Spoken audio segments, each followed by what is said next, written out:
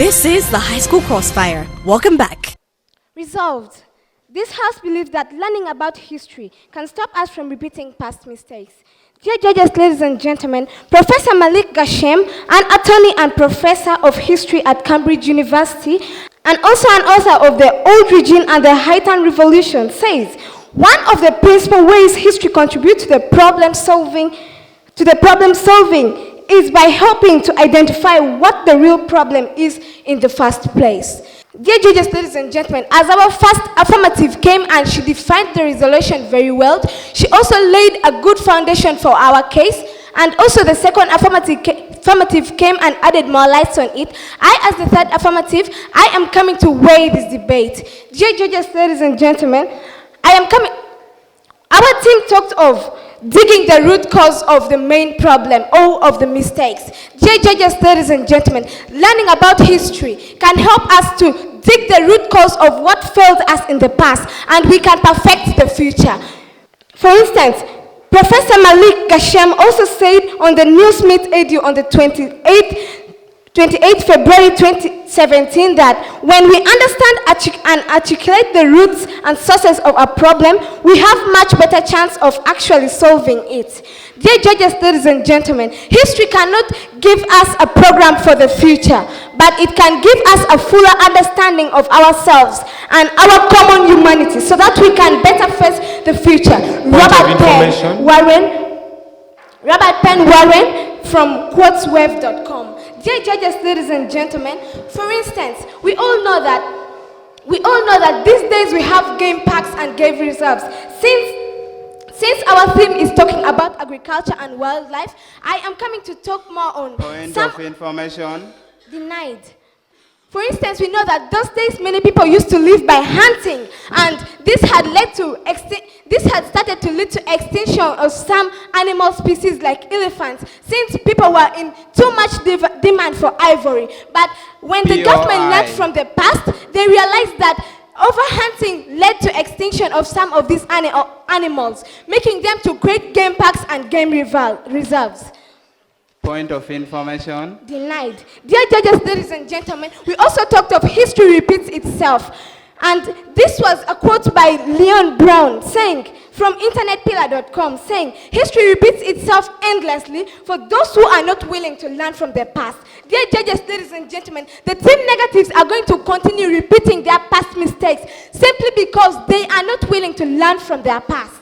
And Joyce Santayana also said, those who are not willing to learn from their past are condemned to repeat it. Dear judges, ladies and gentlemen, as I rest my case, I would like to weigh this debate by saying that the team affirmatives talked of the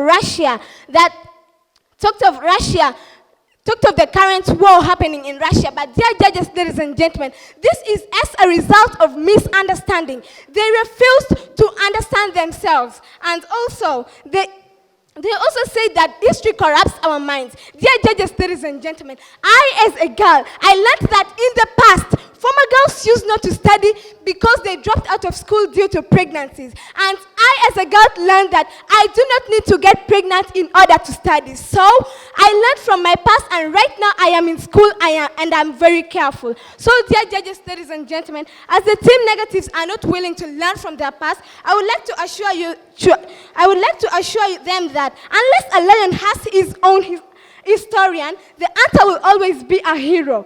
And a proverb from West Africa. And as I rest my case, I would also like to assure the team negatives to learn from yesterday, live for today, and hope for tomorrow. I rest my case. Honorable speakers, ladies and gentlemen, the two combating teams, and all of you at large. I am Okelo Joshua Agai, a student of Lango College. To start with, my negators came here and they were like, we are believing in the topic. We have been given a motion not to believe in, but to give our views basing on facts. Also, they came here and said something about effective transformation of individuals. I want to ask, do you have your evidences, or are we supposed to believe in ghosts or something coming to give us the evidence? Today we are having a motion which dictates. This House believes that learning about history can stop us from repeating past mistakes. Our judges, ladies and gentlemen, a true Ugandan of sound mind can never concur to this topic. It should have been, this House believes that learning about history can never stop us from repeating the past mistakes. To rebuttal, our area of clash is going to be mindset. But before I go, our opponents came here, and first of all, they did not give us their parameter. But ours was, currently, history is being taught, but it has not made any difference. Our honorable speakers, ladies and gentlemen, someone comes in front and lies to us that through history, through learning about history, we are able to avoid repeating the past. As if my opponents did not make a thorough research. Dating back in the world history, we have the First and the Second World War. The Second World War broke out on 6 August 1945. In this World War, we saw the American B-29, not accepted please. We saw the American B-29 bomber drop the first world's atomic bomb over the Japanese city of Hiroshima, where, according to www.history.com, about 800,000 people died. Tens of thousands will later die due to radiation. Not accepted, please. 3 days later, more 40,000 people died after a second hit. This forced the president of Japan to surrender to the US government. Nevertheless, that has not stopped us from repeating our history. We have continued to see that in the present situation, that's the Russian-Ukraine war.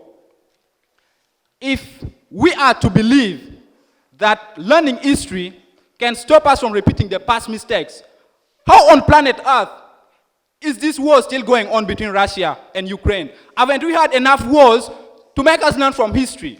We also have the modification of gunpowders. Gunpowder is the first explosive to have been developed, popularly listed as one of the first 4 great inventions of China. It was invented during the late Tang Dynasty, that's in the 19th century, while the earliest recorded chemical formula for gunpowder dates back to the Song Dynasty in the 11th century. Gunpowder has since been used in guns, consequently resulting to loss of lives. As I vacate this place, honorable speakers, from war and genocide to disaster, allow me to rest my case. This is the High School Crossfire. We'll be back in a minute.